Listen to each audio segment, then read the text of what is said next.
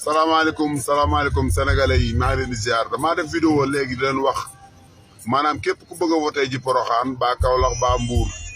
oto bi Kaolack Dakar lay jóge station Liberté 6 ci devant bi ci hôpital Sami fa lay déparé képp kuy dem 10 heures suba 10 heures ci suba ngay ñëw ak 10 heures ci suba ak ginnaaw suba samedi waxuñu Matam waxuñu Ourossogui waxuñu Louga bonne volonté yi dëkk route boobu nan def ni Mame Paté Mbaye def moom mi dëkk Porokhane fas yéene na ndawam ñëpp dem wote ji